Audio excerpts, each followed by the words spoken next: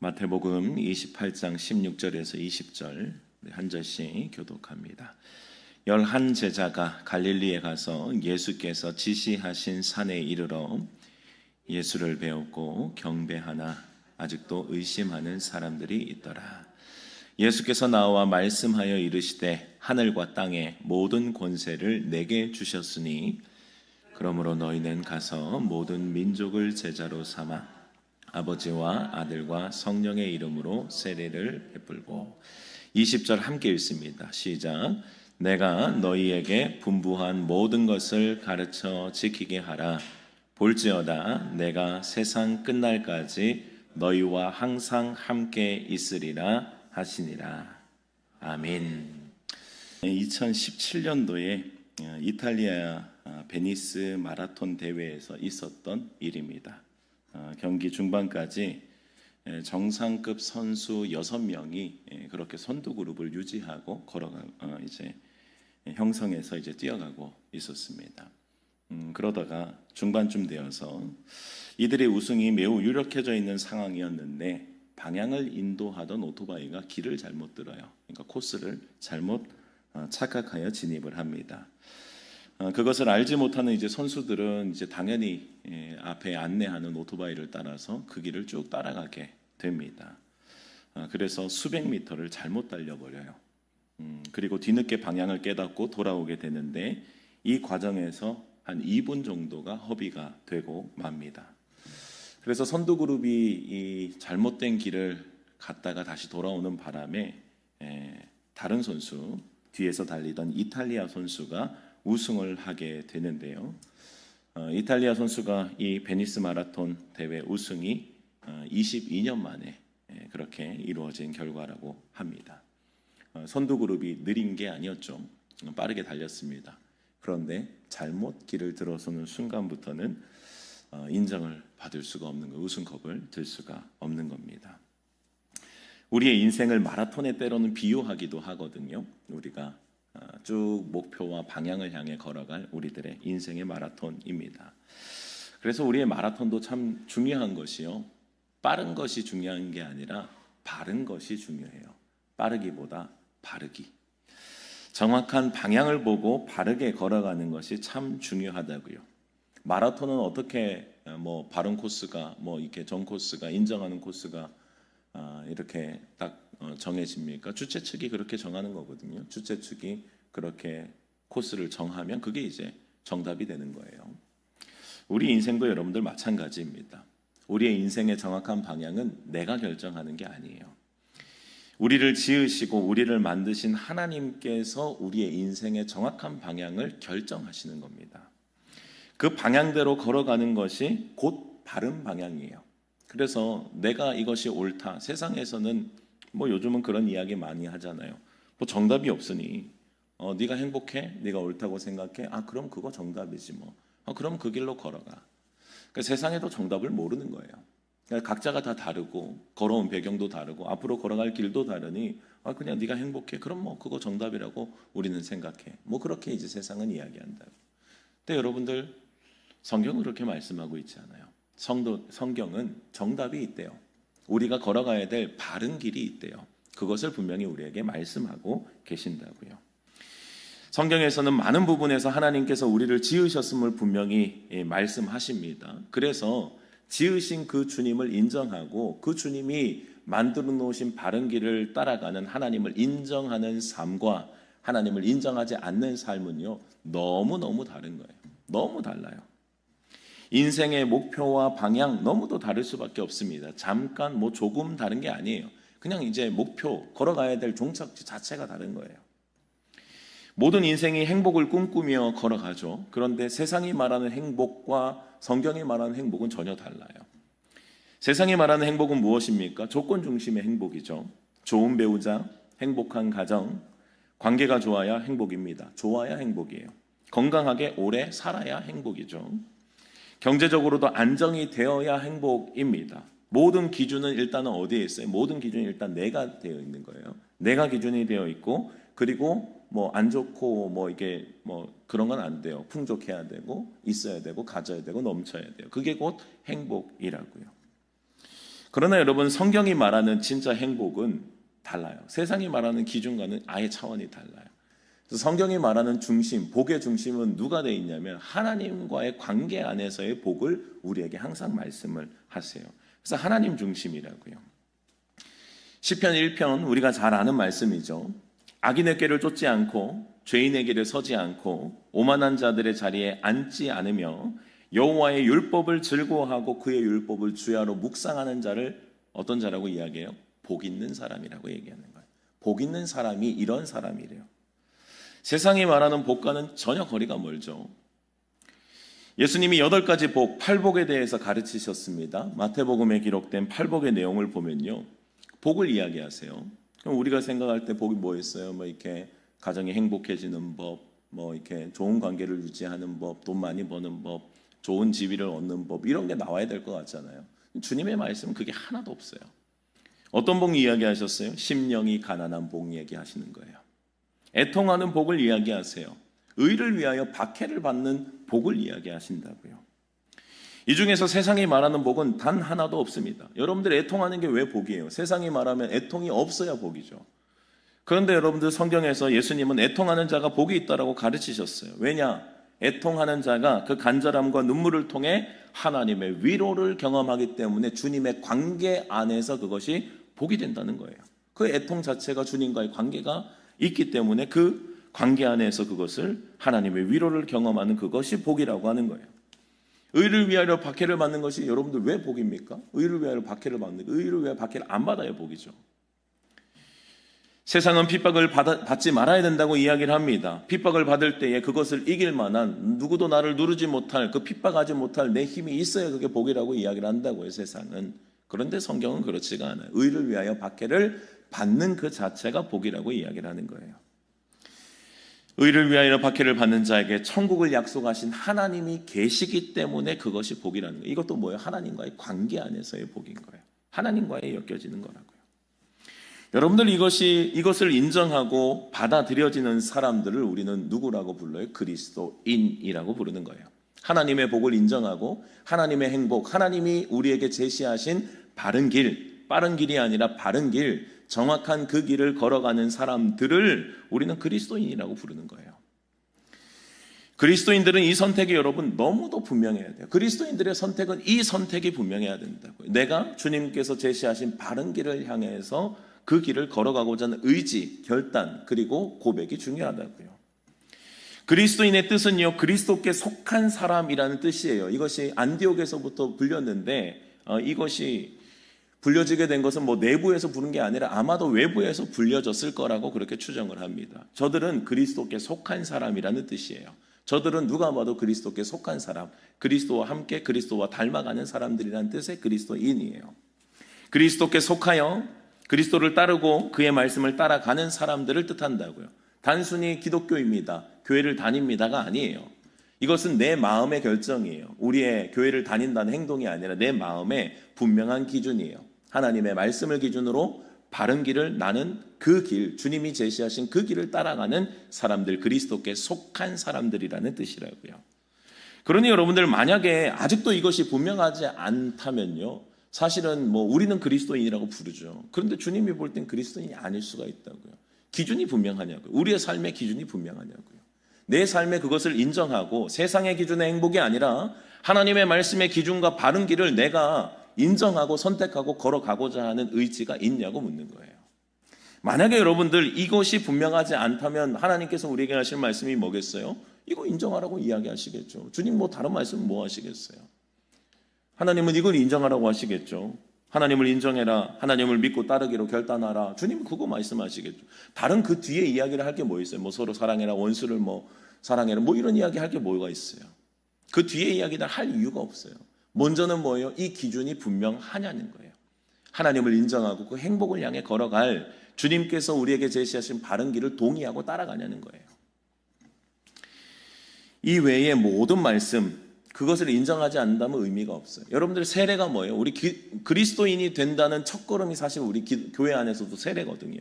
그리스도인의 첫걸음이에요. 그래서 세례를 받은 자가 이제 사실 이제 교회 안에서도 질서가 그래요. 세례를 받은 자가 충성할 수 있어요. 성가대, 우리 또 뭐 교사, 충성할 수 있는 모든 기준의 첫 번째가 세례교인이에요. 세례교인. 세례교인을 이제 그 최소한의 기준으로 둔다고요. 세례가 뭡니까, 여러분? 죽음이에요. 내가 죽었냐는 거예요. 내가 죽고 그 안에 주님과 함께 다시 사는 이 기준에 대한 인정함이 당신에게 결단이 있느냐고 묻는 거예요. 그러니까 여러분들, 저는 한국교회가 세례만 제대로 받아도요, 이렇게는 안 될 거라고 봐요. 세례만 제대로 받으면. 세례가 뭐예요? 내가 죽는 건데, 내가 죽었는데. 이게 사실 우리가 평생의 숙제이기도 해요. 내가 죽어야 된다고. 내가 죽고 주님의 뜻을, 주님의 기준을 나는 이제 따라갈 겁니다. 나는 죽었습니다. 주님과 함께 살 겁니다. 이 기준과 결단이 세례인데 이것이 평생의 숙제가 돼 있으니 아직까지도 그 기준과 결단이 난 잘 모르겠어. 나는 아직까지 확실하지 않아. 이러고 있으니까 여러분들, 교회가 이게 되겠어요. 이게 주님의 나라를 향해서 전진해야 될 하나님의 군대들이 이 오합지졸이 되어 있는 것이 당연하죠. 하나님의 나라를 향해 걸어가야 되는데 이 기준 자체가 나에게 명확하지 않다. 그 뒤에 말씀이 뭐가 중요해요? 이거 지금 인정하냐고 묻고 있잖아요. 교회를 다니는 사람들 중에서도 여전히 세상의 기준과 말씀의 기준을 두고 머뭇하는 사람들이 여러분들 얼마나 많은지 몰라요. 지금도 여전해요. 지금도. 엘리야는 갈멜산의 전투에서요, 머뭇거리는 백성들에게 단호하게 명령해요. 이쪽도 저쪽도 좋으니 선택하라고.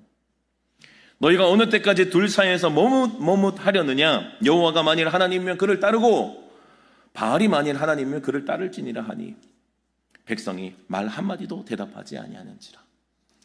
여러분들, 여기서 선택을 안 해요. 선택을 해야 돼요. 하나님이면 하나님을 따르는 것이고 다른 세상 신이 하나님인 것 같으면 그쪽을 완벽하게 따르라고요. 왜요? 그쪽으로 가면은 기회라도 있죠. 그쪽으로 가면 기회를, 전도라도 할 거 아니에요. 누구가 이 교회를 안 다니고 예수 안 믿는 사람처럼 보면 전도라도 할 거 아니에요. 근데 교회 안에서 그런 척하면서 만약에 나의 기준은 여전히 나는 세상입니다라고 하고 있다면 여러분들, 그들에게 이 머뭇거리며 회색 차지도 뜨겁지도 않은 그 상태, 너무 위험한 상태. 차라리 차갑든지 차라리 뜨겁든지 둘 중에 하나를 해야 된다고. 세상 신을 선택하든지 하나님을 선택하든지 명확하게 결정하고 서야 한다고요. 하나님을 선택하는 자는 어떻게 됩니까? 그 뒤에 결과를 보게 될 거예요. 그 뒤에 결과를 보면 뭐예요? 내가 틀렸구나가 인정될 거 아니에요. 그 뒤에 사건을 이제 엘리야는 예상하고 있잖아요. 엘리야는 누가 이길지, 엘리야는 뻔히 결과를 보고 있다고요. 하나님이 이길 거라고요. 그 뒤에 불이 내려온 걸 보게 될 거라고요. 그럼 반대편에 서 있으면 틀렸구나가 인정돼야 되잖아요. 그러면 하나님을 찾아야 되는구나. 그런데 이러지도 저러지도 않아요. 난 틀린 것도 아니고 맞는 것도 아니고. 하나님을 선택하는 자는요, 불로응답하시는 하나님의 임재를 분명히 경험하게 될 겁니다. 어떤 자가요? 결정하는 자가. 머뭇거리는 자는 그거 못 봐요. 내 틀리지도 않았고 맞지도 않아요. 제일 위험한 사람들. 둘 중에 하나를 선택하라고요. 그러나 주님 선택하면, 하나님을 선택할 때 하늘에서 내려오는 그 불을 분명히 경험하게 될 것이라고요. 오늘 예수님께서 제자들에게 주신 우리가 읽은 본문의 말씀은요, 마태복음의 가장 마지막에 나오는 말씀이죠. 마태복음의 사실 결론과도 같아요. 예수님의 가르침의 결론이기도 하다고요. 예수님의 지금 이 모든 상황은 어떻습니까? 지금 예수님의 제자들은 공생애를 함께 하면서 예수님께 그 가르침을 참 3년 동안 우여곡절 끝에 아무튼 예수님께서 계속 그들에게 가르치시고 그들이 또 성장했던 그 과정들이 있죠. 수많은 말씀을 들었고요, 많은 기적을 경험했습니다. 그리고 최고의 기적도 봤어요. 최고의 기적이 뭐예요? 주님이 우리를 위해 죽으신 기적을 봤다고요. 주님이 우리를 위해 죽으신 거예요. 주님이 우리를 위해 죽으시고 부활하셨습니다. 예수님의 죽으심과 부활도 경험해요. 그 과정 가운데 의심도 있었고요, 넘어짐도 있었고요, 도망가는 것도 있었고요, 수많은 이야기들이 있었어요. 그런데 그들이 이제 마지막 부활하신 주님을 만났을 때 그들의 결정은 분명했어요. 근데 그게 여러분들, 이 과정이요, 다는 아닙니다. 오늘도 본문에서 분명히 말씀하는 게 뭐예요? 11 제자라는 거예요. 굳이 제자의 숫자를 넣어요. 왜요? 12이었거든요. 12명 중에 한 명이 어떻게 됐다는 거예요? 그 중간에 이 수많은 우여곡절의 이야기 가운데 어찌되었건 탈락된 거예요. 예수님의 제자도요, 여러분, 예수님이 직접 부르신 제자들, 예수님이 직접 가르친 제자들도 그 중에 탈락되더라고요. 11 제자라고 분명히 언급하고 있어요. 11 제자. 또 주변에 있는 사람들, 예수님을 배웠고 경배하는 사람들이 있지만, 그러나 그 여전히 그 중에 또 의심한 자들도 있었다고 하잖아요. 그러니까 여러분들, 지금 예수님의 가르침과 공생의 가운데서 수많은 우여곡절이 있었지만 어쨌든 그 가운데서 주님 앞에 결단하고 주님 앞에 섰던 사람들이 다는 아니라는 거예요. 지금도 여러분들 여전하겠죠. 예수님이 가르치셔도 12 중에 하나가 탈락됐는데 여러분들 뭐 사람이 가르치면 뭐 수두룩 하겠죠. 남아있는 이 제자들의 결정은 분명했어요. 뭐예요? 그리스도인이에요. 이후에 뭐 그리스도인이라고 불리긴 합니다만 이들은 이제 그리스도께 속한 자가 되기로 결단하는 거예요. 예수님의 부활을 경험하고 수많은 우여곡절 끝에 그들의 결정은 뭐냐면 부활하신 예수님을 따라가는 삶이었어요. 예수님을 믿고 따르기로 결정한 그 제자들에게, 그 11 제자들에게 주님이 주신 말씀이에요. 하늘로 승천하시기 전 그들이 가야 할 인생의 진짜 목적, 진짜 방향을 아주 명확하게 정확하게 알려주신다고요. 이후에 제자들은 이 인생을 걸고 걸어가야 될 최종적인 목표와 방향이라고요. 그 바른 길을 향해 그들은 이제 걸어가게 될 거예요. 우리가 너무도 잘 아는 말씀이죠. 19절, 20절의 말씀. 너희는 가서 모든 민족을 제자로 삼아 아버지와 아들과 성령의 이름으로 세례를 베풀고 내가 너희에게 분부한 모든 것을 가르쳐 지키게 하라는 거예요. 여러분들 우리가 앞에서 나눈 대로요, 세상에서 말하는 행복의 기준이 아니라 말씀 안에 진짜 행복이 있음을 인정한다면 주님의 말씀과 기준이 바른 길이고 정확한 길이고 그것이 진짜 행복임을 우리가 인정한다면 오늘 이 예수님의 말씀이 무게가 아님을 알아야 돼요. 여러분들 우리가 이 말씀 모르는 분들 없잖아요. 그죠? 우리 교회 다니는 분들 중에서 이 말씀 좋아하시는 분들도 많고 이 말씀을 진짜 주님께서 주신 마지막 명령, 사명으로 여기고 늘 부담감을 느끼는 사람들이 많다고요. 내가 이렇게 살아야 되는 거 알아요. 근데 잘 안 되니까 늘 고민이 많잖아요. 그러니까 이 말씀이 어떻게 오냐면 나에게 기쁨과 행복보다는 무게감으로 온다고요. 사실은. 이건 사실 저도 마찬가지입니다. 무게감으로 우리에게 다가오게 되는 거예요.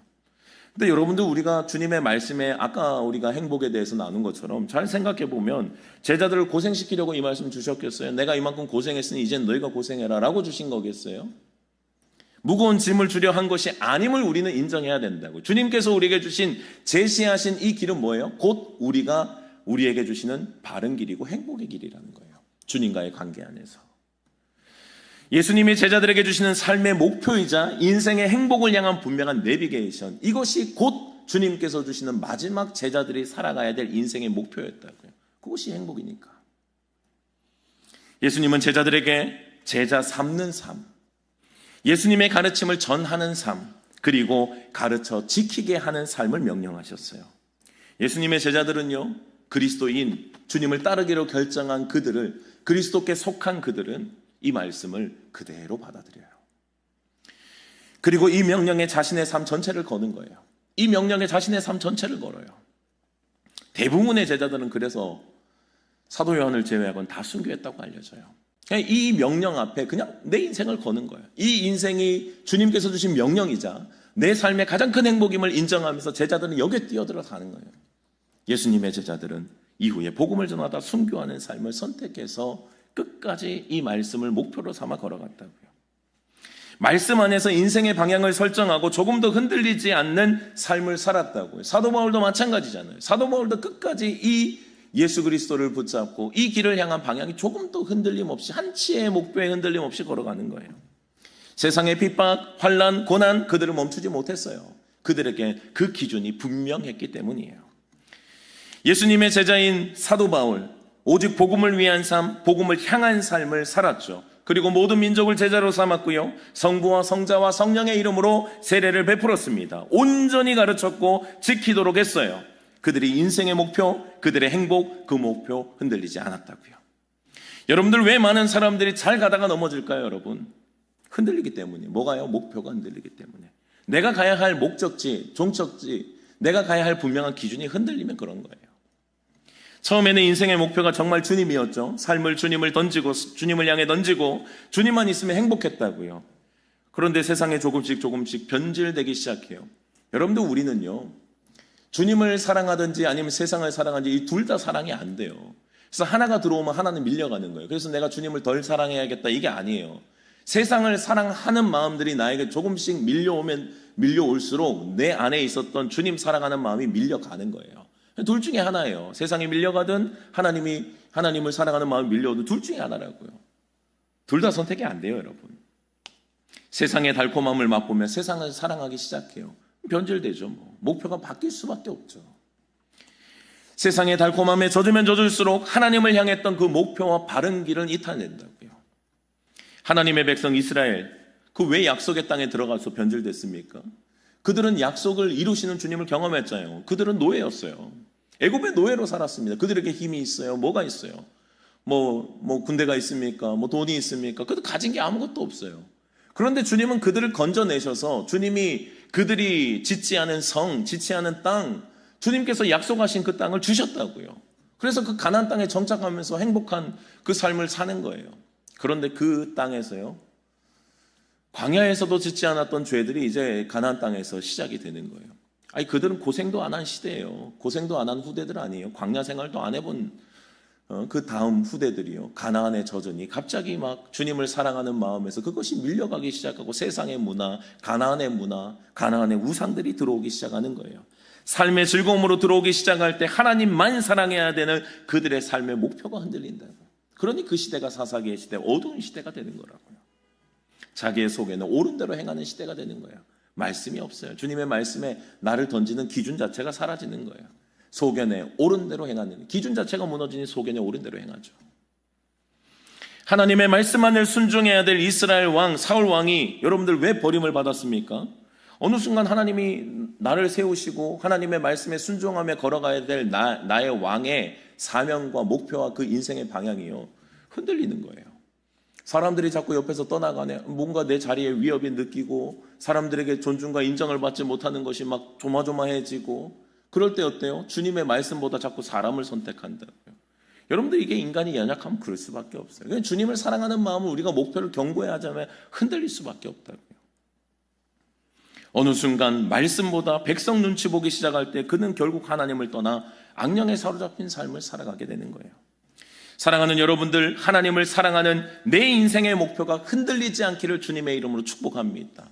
이 목표가 흔들리지 말아야 돼요. 여러분들, 사도 바울 보면요, 우리가 고린도전서의 큐티의 본문을 지금 우리가 함께 나누고 있습니다만, 고린도전서를 보면 사도 바울이 자기가 포기한 거, 권리 포기한 거 몇 가지를 이야기해요. 내가 먹고 마실 권리가 없겠느냐? 사도 바울도 먹고 마실 권리가 있어요. 자유인이기 때문에. 그러니까 주님의 말씀에 자유하기 때문에, 이거 먹고 마시는 문제는 고린도전서에서 나눴습니다만, 이것은 그냥 먹고 마시는 자유가 아니라 이게 우상의 제물에 대한 이야기예요. 우상의 제물에 대한 이야기인데, 그들은 지식이 있었다 보니까 한편으로 그것을 굉장히 우습게 생각하는 사람들이 있었다고. 왜냐하면 우상, 그거 살아있지도 않은 우상, 그거 그 앞에 잠깐 왔다 갔다 하고 그게 이상하게 변질된 것도 아니고 먹으면 되지 틀린 말은 하나도 아니에요.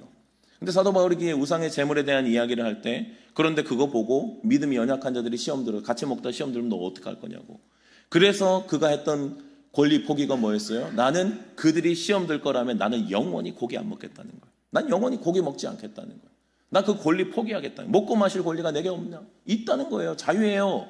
사도 바울이 율법도 알고 그들이 이방신들이 신이 아닌 걸 알아요. 그들이 신을 숭배했다고 그 음식이 변질되고 이상해져요? 아니라고요. 그냥 먹으면 되는 거예요. 그러나 그걸 보고 연약한 자들이 같이 넘어지고 같이 먹다가 넘어지게 된다면 나 그거 안 먹을 거야. 그 권리 포기라고요. 사도 바울은 결혼도 안 했습니다. 결혼도 하지 않고 내가 그 권리가 없겠느냐? 나도 믿음된 아내를 데리고 다닐 권리 없겠느냐? 그러나 나 안 한다는 거예요. 또 뭐예요? 내가 복음 사역을 하면서 내가 일하지 않고 사례를 받을 권리가 없겠느냐? 나도 있다는 거예요. 나도 충분히 그럴 수 있다는 거. 그런데 나 그 권리 포기한다는 거예요. 이유는 단 한 가지였어요. 복음을 위해서 모든 것들 포기하는. 조금이라도 복음에 걸림돌이 될까 봐 누가 보면서 옆에서 시험 들고 바울이 많이 가져가네, 어쩌네, 저러네, 이런 구설수에 휘말릴까 봐 사도 바울은 아예 그거 권리 포기하는 거예요. 아예 그거 안 하는 거예요. 그냥 철저하게 주님의 말씀 안에서만 살아가는 거예요. 그의 인생의 목표가 하나였어요. 오직 복음을 위한 삶, 하나님을 향한 삶이었기 때문에 이 목표가 흔들리지 않기 위해서 권리 포기를 하는 거예요. 가지치기를 해내는 거라고요. 세상의 어떤 것도 나에게 행복을 줄 수 없음을 믿음의 사람들은 알았다고요. 온전히 주님을 선택하고 주님을 향해 걸어갔다고요. 그런데 이렇게 누가 봐도 최선을 다해서 복음을 위해 살았던 사도 바울도요, 끝까지 방심하지 않아요. 사도 바울이 정말 참 대단한 사람이에요. 내가 인생에 이 정도 이뤘으면은 나 이제 됐네. 이젠 좀 후대에 맡기고 좀 쉬어야겠네. 할만한데요. 사도 바울은 그거 없어요. 빌립보서 3장 13절에서 14절의 말씀을 보면요, 형제들아 나는 아직 내가 잡은 줄로 여기지 아니한대요. 오직 한 일, 즉 뒤에 있는 것은 잊어버리고 앞에 있는 것을 잡으려고 표대를 향하여 그리스도 예수 안에서 하나님이 위에서 부르신 부름의 상을 위하여 달려가노라라고 고백하는 거예요. 사실 사도 바울은요, 여러분, 사람들도 인정해요. 참 당신 참 위대한 삶, 참 좋은 삶을 살았습니다. 참 많은 사람들을 구원했고 참 많은 사람들에게 믿음의 본이 됐습니다. 사도 바울도 그거 알았을 거예요. 사도 바울도 내가 이쯤 하면은 주님이 진짜 칭찬할 만한 나의 인생 참 잘 살았다라고 생각했을 거예요. 그러니까 이 말이 나오는 거예요. 이 말씀이 왜 나왔겠어요? 나 진짜 최선을 다해 살았다는 거예요. 그런데 나 뒤에서 했던, 앞에서 했던 그 모든 것들 다 잊어버릴 거라는 거예요. 그냥 지금 그냥 복음을 향한 전진밖에 없다는 거예요. 앞으로도 내 인생은 전진밖에 없다는 거예요. 복음을 위한 전진이에요. 만족이 없어요. 삶의 목표가 여러분들 아주 정확했기 때문이에요. 삶의 목표와 방향의 그 바른 길이요, 사도 바울은 정확했던 사람이에요. 그 길을 향해서 끝까지 흔들림 없이 걸어가는 거예요. 아직 잡은 줄로 여기지도 않아요. 겸손히 더 표대를 향한 삶, 어떻게든 자신의 육신을 쳐서 복종시키는 삶을 살아내는 거예요. 사람들이 인정한다고 소용없어요. 하나님이 인정하실 나의 삶을 향해서, 내 인생의 정말 영혼의 때를 향해서 걸어가는 거예요. 여러분들, 우리도 마찬가지예요. 복음이 전부인 삶을 살아내야 된다. 그리스도인들이 그런 거예요. 그리스도께 속했다라고 하는 것은 이렇게 사는 삶이에요. 복음이 전부인 삶이에요. 여러분들, 예수님의 제자들이나 사도 바울처럼 특별한 사람들이 걸어가야 될 길이 이런 길이에요, 여러분? 아니라는 거예요. 성경은 그렇게 말씀하고 있지 않아요. 오늘 말씀을 잘 보시면요, 제가 이것이 이제 사실 제가 정한 본문은 아닙니다만, 제가 이 본문을 최근에도 그렇고 계속 좀 여러분들에게 강조했던 또 때가 있었습니다. 주일에는 아니지만 어쨌든 금요일 날이나 수요일 때도 제가 계속 강조했던 부분이에요. 오늘 본문을 잘 보시면요, 20절에 내가 너희에게 분부한 뭐예요? 모든 것을 가르쳐 지키게 하라는 거예요. 여러분들 여기 잘 보셔야 돼요. 너희는 이 정도 고생했으니 너희 다음에는 그래도 수준이 조금 떨어지겠지. 그러면 그들에게는 그래 한 10단계를 너희가 잘 배웠으면 한 9단계 정도 가르쳐라. 그냥 9단계 정도 살아내면 아마 그 정도면 됐지 뭐. 그럼 9단계 배운 사람들은 그 다음 어떻게 되겠어요? 나는 9단계 정도 배웠으니 그 다음 제자들에게는 너희는 한 8단계 정도 배우자. 그 정도 배우면 내가 9단계 정도 했으니까 그러면 너희는 8단계 정도 하면 되지 뭐. 그럼 여러분들 시간이 가면 어떻게 돼요? 단계가 사라져요, 여러분. 이 신앙의 기준이 쑥 떨어진다고. 지금 우리의 믿음이 이 상태 아니에요, 여러분? 지금 우리의 믿음이 이 상태라고요. 하나님의 말씀을 온전함으로 두지 않아요. 그거 우리 시대에 안 맞대요. 버겁대요. 그렇게 누가 사니에요? 사도 바울처럼 복음을 향해서 던지는 사람 누가 어떻게 살아가냐는 거예요. 제자들처럼 어떻게 내 인생 다 던지면서 순교하며 사냐는 거예요. 여러분들, 오늘 말씀을 잘 주목하셔야 돼요. 우리 기준이요, 여러분, 세상에서 우리의 기준을 만들어주는 게 아니에요. 하나님의 말씀이 기준이라고요. 주의 말씀이 나의 기준이고 그 길로 걸어가는 것이 바른 길이라고요. 주님의 말씀이 뭐라고 하세요? 제자들에게 뭐라고 명령하셨습니까? 내가 너에게 가르친 모든 것들, 그거 가르쳐 지키게 하라는 거예요. 100%예요, 100%. 예수님이 제자들에게 가르쳤던 100%를 너희가 소화해서 너희가 제자들에게 가르치라는 거예요. 또 다른 제자들에게 가르치라는 거예요. 100%예요, 100%. 여기에서 누가 자꾸 희석시켜요? 여기에서 누가 자꾸 수준을 낮추냐고요? 주님의 말씀 앞에 감히 누가 도전하냐고요? 주님의 말씀이 모든 것 가르쳐 지키라고 했는데 거기서 내 상황이요, 우리의 사정이요, 그렇죠, 어쩔 수 없죠, 기도할게요. 여러분들, 이게 전부 다 우리를 만들어 놓은 것들이에요. 한국교회를 만들어 놓은 것들이에요. 10단계를 받았다면 우리는 한 7단계, 6단계, 5단계, 4단계 계속 떨어지는 거예요. 앞으로는요, 여러분, 믿음이 없는 우리들의 삶에 믿음의 다음 세대가 나올 가능성이 얼마나 있어요, 여러분? 믿음이 없는 우리 세대 그 다음에 더 뜨거운 믿음의 세대가 일어난다는 것은 도대체 어떤 기적이 일어나야 되는 겁니까? 주님이 우리에게 전하신 명령을 잘 기억하셔야 돼요. 주님은 모든 것이라고 했어요. 모든 것 가르쳐 지키래요. 신앙의 하향 평준화가 일어나면 안 돼요. 하나님의 말씀을 기준으로 살아야 된다고요. 제자들이 최선을 다해 전해야 했던 가르침의 범위, 예수님이 가르치신 말씀의 전부였어요.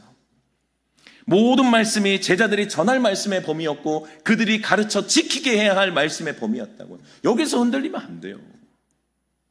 바울과 같이 특별한 사람이 말씀에 가르침 받고 제자들과 같이 특별한 사람이 살아내는 게 아니라고요, 여러분. 그리스도인들이라면 이 범위와 이 기준에서 흔들리지 말아야 돼요. 부담이 돼도 어쩔 수가 없어요. 그게 주님의 말씀인데 어떡할 거예요? 우리 모든 제자들이 살아야 될 삶인데 어떡하겠어요? 그리스도인들이라면 모두가 이 범위 안에 들어가 있음을 인정해야 된다고. 주님의 말씀에 주님의 뜻은 그거 그대로 전해라. 그리고 너희와 똑같은 사람 만들어내라. 너희와 똑같은 사람을 계속 만들어내라는 거예요.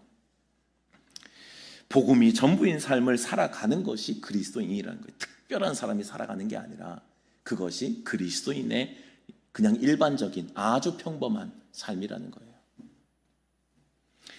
여러분들이 예수님의 제자 중에 자신의 복음의 삶을 살아내지 못하면서 않으면서 전도자의 삶을 산 사람이 있어요, 여러분? 그럴 수가 없어요. 내가 살아내지 못하는데 무슨 전도자로 삽니까? 말은 전할 수 있겠죠, 여러분. 때로는 전도하는 사람들이 시험에 들 때가 있어요. 그들이 시험에 들 때 이제 중요한 이유 몇 가지가 있는데 그 중에 참 큰 이유 한 가지가 뭔 줄 아세요? 나를 전도한 그 사람의 삶이 때로는 말씀 안에서 흔들리는 것을 볼 때에 그거 보고 시험에 들어요. 나를 전도한 사람인데 저 사람은 자기 멋대로 사네? 그거 보고 막 흔들린다고요.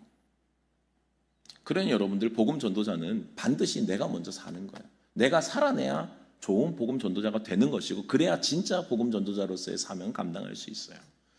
억지로 복음 전도자의 삶을 살아낼 수도 없어요. 내가 그렇게 살기로 결단하고 걸어갈 때 나와 똑같은 사람을 주님의 말씀대로 가르쳐 지키게 하는 거라고요. 먼저 내가 살아가야 합니다. 그러면 가르쳐 지키게 하는 삶이 자연스럽게 따라오게 되어 있는 거예요. 여러분들 우리가 같이 이 말씀을 나눌 때 여러분들 마음이 어떠세요? 좀 답답하시죠? 왜요? 모르는 사람 없거든요. 모르는 사람 없어요, 여러분. 하나님의 말씀을 모르는 사람이 누가 있어요? 근데 안 되잖아요. 잘 안 되잖아요. 잘 아는데 알면서도 안 되는 나를 보잖아요. 그래서 여러분 나도 나름 은혜를 받고 결단도 하고 복음의 삶을 살아내려고 하지만 연약해 넘어지는 우리들을 반복해서 볼 때에 아예 이런 시도조차도 하지 않으려고 하는 우리들의 연약함도 보게 되는 거예요. 여러분들 우리 주님이 몰랐을까요? 제자들의 모습을 몰랐을까요? 다 알고 계셨어요. 그래서 여러분들 주님께서 우리에게 해주신 약속의 말씀이 있어요. 우리 20절의 말씀을 다시 한번 읽어보십시다. 우리 함께 읽겠습니다. 20절 말씀 시작. 내가 너희에게 분부한 모든 것을 가르쳐 지키게 하라. 볼지어다 내가 세상 끝날까지 너희와 항상 함께 있으리라 하시니라. 아멘. 여러분들 주님의 말씀은요 약속으로 맞춰요. 명령으로 마치는 게 아니라 약속으로 마친다고요. 주님은 우리의 연약함을, 제자들의 연약함을 누구보다도 잘 알고 계신 분이에요. 우리 안에 죄의 본성, 하려고 하지만 안 되는 우리들, 마음은 원이라도 육신의 연약함이 왜 또 안 튀어나오겠어요? 베드로와 제자들이 그래서 실패했잖아요. 겟세마네 동산에서 같이 기도하자 했는데 그들이 눈꺼풀이 이렇게 잠이 몰려오고 쏟아지니까 기도를 못해요. 깨어있지 못했다고요. 주님이 3번이나 말씀하셔도 안 돼요, 안 돼. 그래서 주님께서 하신 말씀이에요. 마음은 원인 것 같은데 육신이 안 되는구나. 우리의 마음은 다 원하잖아요. 근데 뭐가 안 돼요? 육신이 안 돼요. 주님이 모르셨을까요? 알고 계셨다고요. 그래서 우리에게 주신 약속의 말씀이 있어요. 내가 세상 끝날까지 너희와 항상 함께 있으리라. 여러분들 오늘 예수님의 명령은요 이 마지막 예수님의 약속 안에서 우리에게 희망이 있는 거예요. 무거움이 아니라 주님께 우리가 그것을 의지하며 의탁하며 걸어갈 수 있다. 그래서 여러분들 신앙생활은 내가 하려고 하면 안 돼요. 내가 무게를 지고 내가 어떻게든 애쓰고 내가 잘해보고 내가 승리하고 내가 사도 바울과 같은 삶을 살아내보고 제자들과 같은 삶을 살아내보려고 하는 나의 의지에 매여 있으면 안 돼요. 나의 결단과 나의 순종이 분명히 있어요. 그런데 결국은 모든 제자들은요 성령, 그러니까 주님이 약속하신 내가 너희와 함께 있으리라는 주님의 약속의 말, 이건 육으로 있는 게 아니거든요. 약속하신 성령의 말씀이에요. 약속하신 성령으로 우리와 함께 하시니 가능하다라고 말씀해 주신 거예요. 여러분들이 이 약속의 말씀이 없다면요 오늘 이 말씀은요 우리에게 불가능해요. 안 해봤습니까? 다 해봤다고요. 우리도 나름대로 은혜 받았고 나름대로 주님이 주신 말씀 앞에 눈물 흘리며 주님 한번 살아볼게요. 우리 청년 때 결단 안 했습니까? 결단하잖아요. 근데요 걸어가다 보면 또 넘어져요. 또 안 된다고요. 그래서 오늘도 이 약속의 말씀이 우리에게 성령 안에서 이루어져야만 우리는 가능한 거예요. 여러분들 제자들의 삶은요 성령 임재와 성령 임재 전후로요 아주 확실하게 나눠져요. 성령이 임재하시기 전에는요 죽음이 두려워 예수님을 배반하고 도망갔던 사람이요 예수님한테 주님, 저는 생명을 걸고 주님, 저 뭐 죽으면 죽겠습니다 했던 베드로 제자들 아니에요. 모두가 똑같이 이야기를 했다고요. 설령 죽을지언정 주님 버리지 않습니다. 마지막까지 그랬다고요. 근데 막상 그 현장이 되니까요, 그들이 싹 다 도망가고 없어요. 그런데 성령님이 임하시고 난 후에는 이들이 그게 없어요. 죽음을 두려워하지 않는다고요. 예수님을 잡아 죽였던 무리들, 대제사장, 서기관, 장로들 대표적이에요. 대제사장, 서기관, 장로들, 그들이 예수님을 잡아 죽였어요.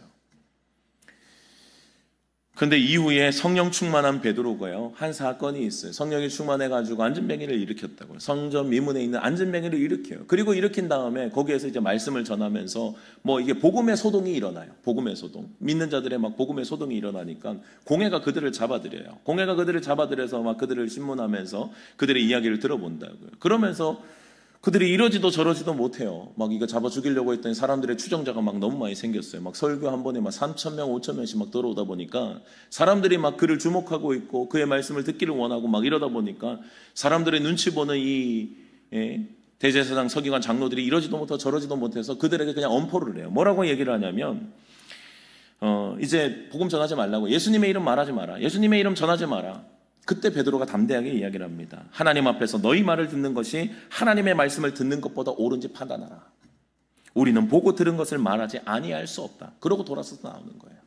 여러분들 그걸 누구한테 했다고요? 자기가 원래 두려워하고 도망갔던 대제사장, 장로, 서기관들 앞에서 그런 거예요. 성령 받기 전과 후가 완전히 다른 거예요. 성령이 임하시고 난 뒤에는 담대함이 있는 거예요. 뭐 죽이려면 죽여라는 거예요. 나는 그거 위해서 난 지금 이제 살아가니 너희 말을 들을까 하나님 말을 들을까? 나는 하나님의 말씀을 들을 사람이니 나는 보고 들은 것을 말하지 아니할 수 없다. 죽이려면 죽이라 하고 나온 거예요. 이전에는 그들 앞에 두려워 떨었던 베드로였지만 함께하고 도우시는 성령의 역사로 베드로는 그러한 삶을 살아갔다고요. 여러분들 사도 바울, 우리 아까 위대한 사도 바울의 이야기 같이 했잖아요. 그는 끝까지 안 흔들렸다고요. 여러분들 그가 위대합니까? 아니요. 사실은 그를 붙잡아 쓰시던 성령의 능력이에요. 성령의 능력. 그래서 그는 끝까지 흔들리지 않는 삶을 살았다고요. 끝까지 방심하지 않아요. 성령님의 임재함과 그 주님을 붙잡고 오직 성령의 충만함으로 주님 앞에 나아가기를 원했던 사도 바울이었고, 성령에 붙잡히니 주님께서 그 힘을 주신다고요. 사랑하는 여러분들, 베드로에게 임하셨던 그 성령, 사도 바울에게 임했던 그 성령이 오늘 우리에게도 동일한 성령임을 믿으시기 바랍니다. 그 성령님이 지금 우리와 함께 하신다고 뭐 색깔이 다르고 다양하고 이렇게 아니에요. 그분이에요. 그분. 바로 그분이 지금 우리와 함께 하신다고요. 그러면 그분이 우리를 사로잡고 역사하실 때 우리의 삶을 상상해 보세요. 나는 못해요. 제자들은 됩니까? 사도 바울은 돼요? 안 돼요. 그들도 성령이 충만하고 주님이 사로잡을 때 그랬던 사람들이에요.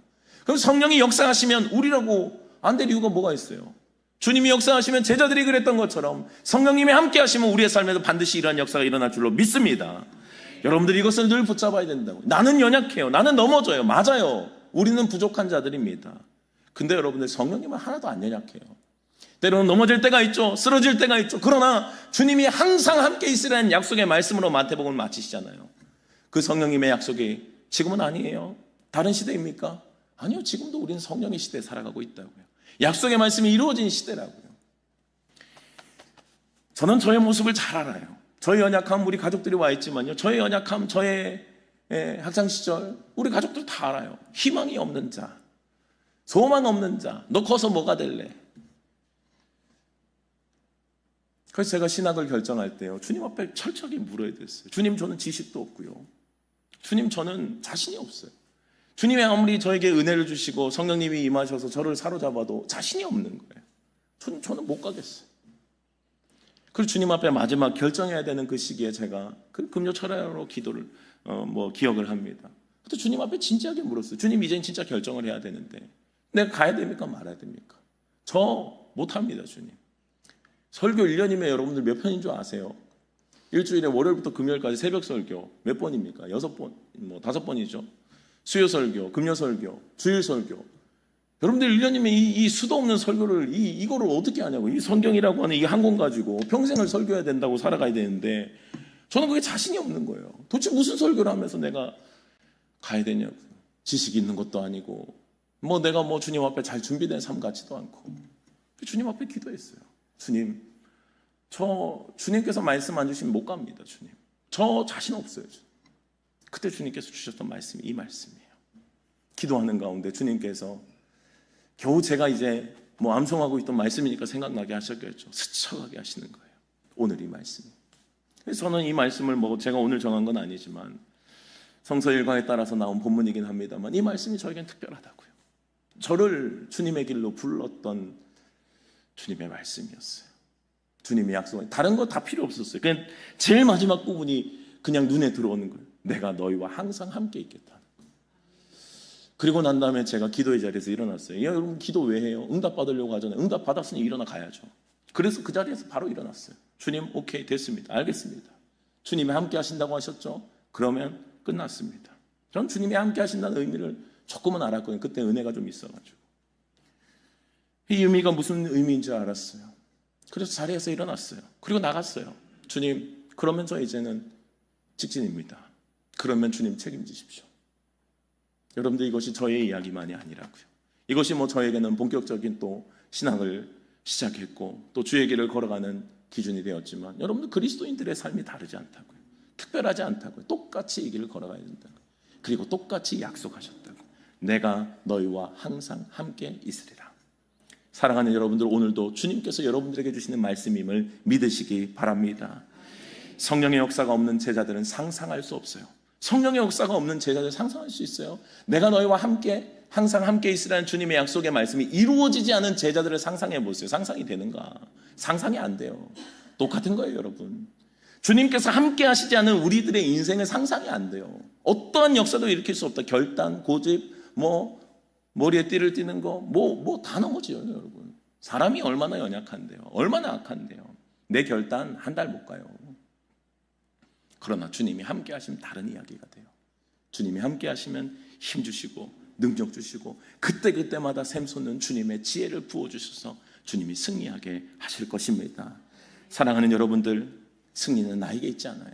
승리는 주님을 붙잡을 때 있음을 기억할 수 있기를 바랍니다.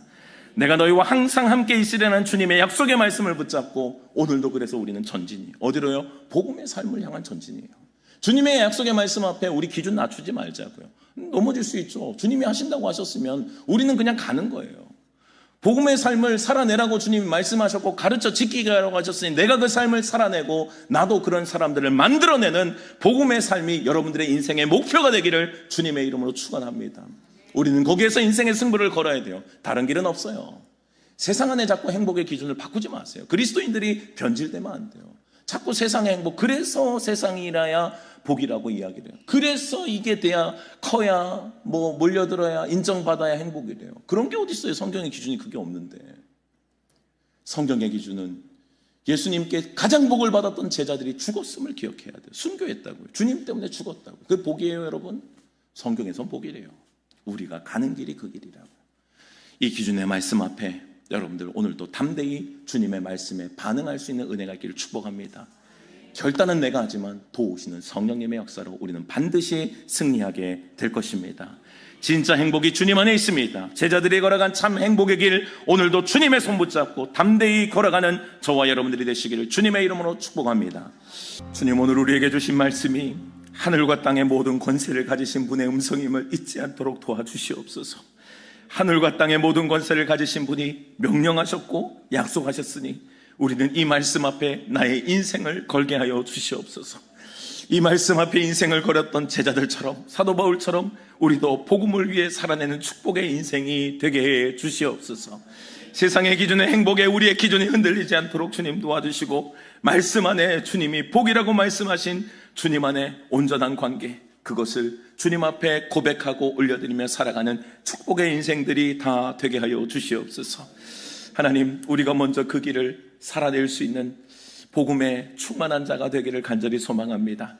우리의 삶에 주님께서 허락하신 이 복음의 능력과 은혜가 식어지지 않도록 주님 도와주시고, 날마다 뜨겁게 이 복음을 붙잡고 복음을 살아내는 사람들, 그리하여 주님께서 제자들에게 명령하심처럼 우리에게 명령하신 그 음성 가르쳐 지키게 하는 것, 모든 것들, 그 기준을 가지고 함께 걸어낼 수 있는 믿음의 동력자들을 모두 만들어낼 수 있고 걸어내고 하나님의 나라를 이루어가는 주의 백성들이 다 되게 하여 주시옵소서. 한 주간도 살아갈 우리의 삶의 자리들 주님께서 축복하여 주셔서 세상을 살아가는 것 같지만 우리가 여전히 그곳에서 하나님의 나라를 살아가고 있음을 잊지 않게 주님 도와주시옵소서.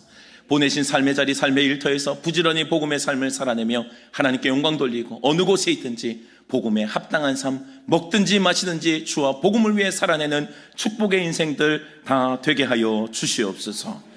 지금은 우리 주 예수 그리스도의 은혜와 하나님의 크신 사랑하심과 성령의 교통하심이 오늘도 주의 말씀을 붙잡고 주님의 온전한 행복의 길, 제자들이 걸어간, 사도 바울이 걸어간 그 길을 우리의 삶의 목표로 삼고 우리의 의지가 아니라 도우시는 주님의 은혜를 의지하여 오늘도 주님 앞에 살아내기를, 복음의 삶을 걷기로 결단하는 이 자리에 모인 모든 주의 사랑하는 성도님들 머리 위에, 가정과 직장과 자녀들 위에 주님께서 피로 값주시고 세우신 세종교회 위에 이제로부터 영원토록 함께 계시기를 간절히 축원하옵나이다.